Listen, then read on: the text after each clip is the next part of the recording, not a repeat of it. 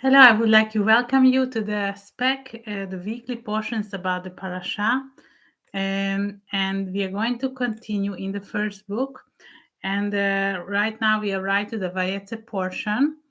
It says, Vetomar Lea Bagad Vetikro et Shmo Gad. Okay. And here we are going to talk about in details about this sentence. And Leah said, "Fortune is come," and she called his name Gad. So Gad was born out of the midwife of Leah. Leah's midwife was called Zilpah, right? And then what Leah says in this conversation that Bagad, that it is a good sign. It is a good sign that come. So Rashi answers to this. So first of all, it is a mazal tov. It's a good sign. And then secondly, the explanation because he was born without a circumcision. He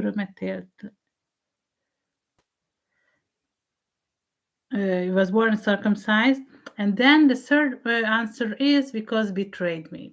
Okay, so why Rashi is giving these three explanation? I'm going to explain you. First of all, like you mentioned, Mazal Tov, it is very easy.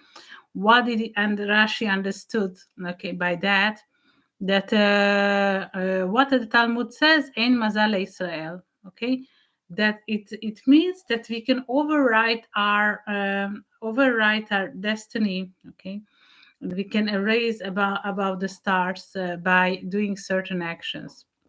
Okay, for instance, here we have an example of Abraham and Sarah, right? So in the beginning they didn't have a child, but according what they're doing, and in a very mature age, 89, she could carry a child, right? Okay, so according to the stars, she couldn't bear any child, but how this with this kindness they acted constantly towards the fellow that ended up at all these many tests that Abraham went through. So God gave another chance here that they gave this chance that Sarah could have a child. So the question is, what do we have to do in order to raise among the stars? This is okay. This is an interesting question that we might ask, right? Okay, this is something everyone, according to this individual thing that is going, right? It's not an easy basically to capture what is this thing that we have to do in our life. Okay, but we are capable of doing it. And then, right, something good happen. We might say Mazal Tov, okay? Because when we're saying Mazal Tov to another person, when Mazal, it is the root is Nazal, it is to pour, okay? Okay, it is not. It is pouring from. Pouring out of something from the upper spheres, and something good is going to be happening, right? So, like when they are saying Mazal Tov, it is like a saying, but we have to go to think that it is coming up from the stars and above the stars, okay, from the opportunity from the upper spheres. Okay, so if we wish for another fellow a Mazal Tov, we wish him this opportunity. And also, if we wish for others, it might happen to us as well. Okay, so we have to wish for others many times. This opportunity, they have the good fortune, good things that happening to them. Because the root of everything that God is doing, it is something good. Okay. So the other statement of Rashi was the Brit Milah. Okay, the Brit Milah, the circumcision that happened on the 8th day. So what is it happening during the Brit Milah that we are getting rid of something? Okay, getting rid of something for the boys that in the genital area because with that we are helping that they can get a better connection with God. Okay, because if we are doing in the 8th day, in the 8 days, 8 days of their life, it is a very early stage, and later on they can do all the good decisions afterwards from the 9th day on of their life. But let's imagine if we are doing it later, so all our previous life, we had years that we were going through, we might decided things not in a good path, not with the best thing. Okay, so it is very good and very blessful to do the Brit Milah, how it is supposed to do in the 8th day. 8 is about the nature. So God is in we are in the hands of God, and then on all things are going to be blessful. Okay, so this is another good thing. The other that we mentioned is about betrayed me. Um, So we would be thinking, so after the Brit Milah, all people are going to come out tzaddikim, righteous, okay? But we might be mistaken, okay? Uh,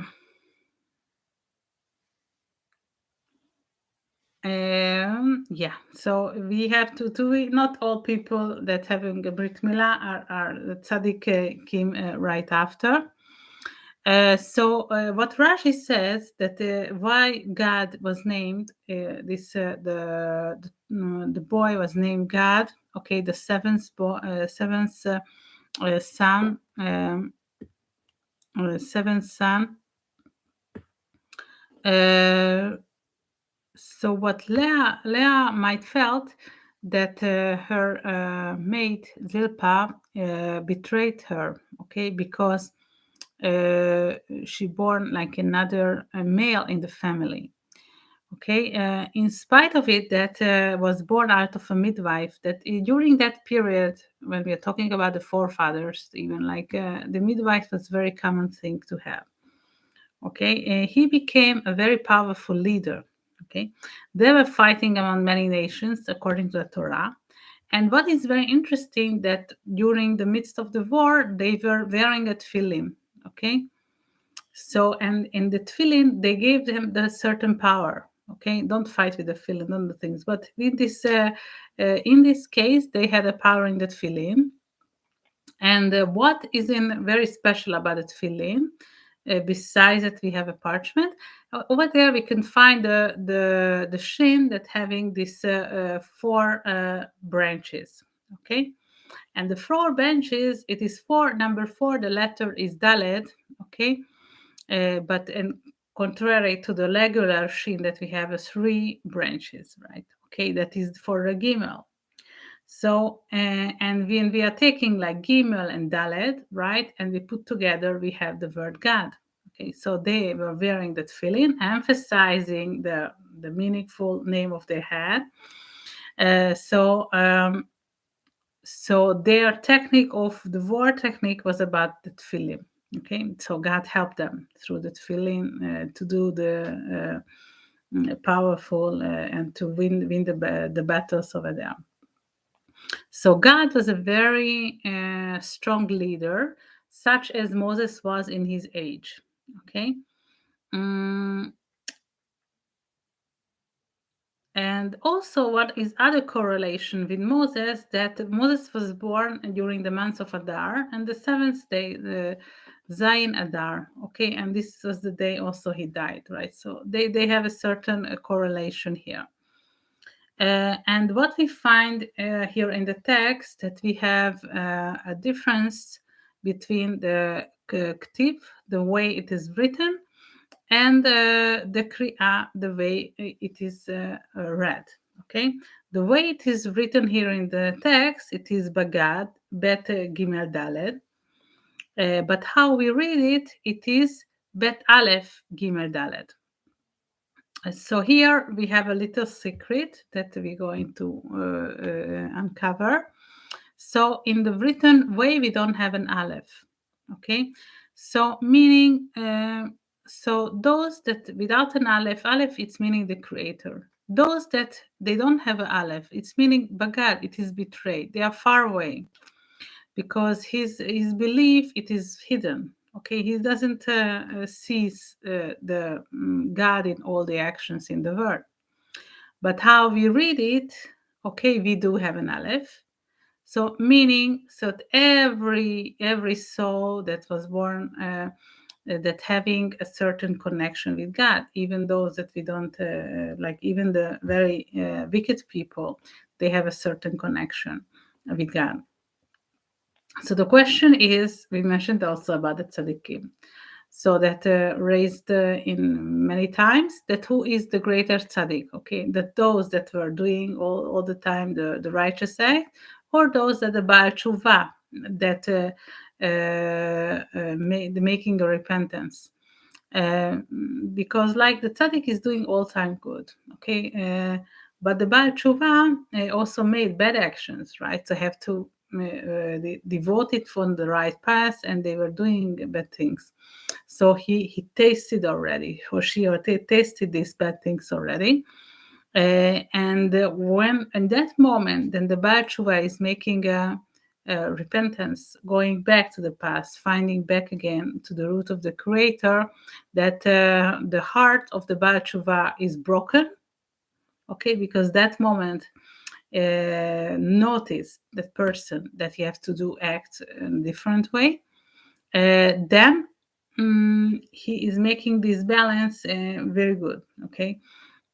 So what is happening? All his good actions is going to fortify the good ones, but the bad actions after the tshuva is going to be like as mitzvot, basically, and so it's the making as a changing the bad things over to be good. So also the Baal Tshuva having like far greater positive things than the tzaddikim. Okay, so there is a power to make a tshuva. Okay, we can use the power of the tshuva, and we have to think about our relation. We have to strengthen our relation with the Creator, with this Aleph, right? Remember, we all do have this Aleph. So we don't want to be betrayed. We want to be like connected, okay? How do we read this sentence, right? I'm going to read it one more time. ותאמר לאה, בא גד, ותקראו את שמו גד, right? Okay, they had this very powerful, how they fight it with the tefillin. So I wish you this powerful action of overcoming all these challenges that coming us this week. And I don't know what is going on, but this day it is very powerful. Something with the constellations.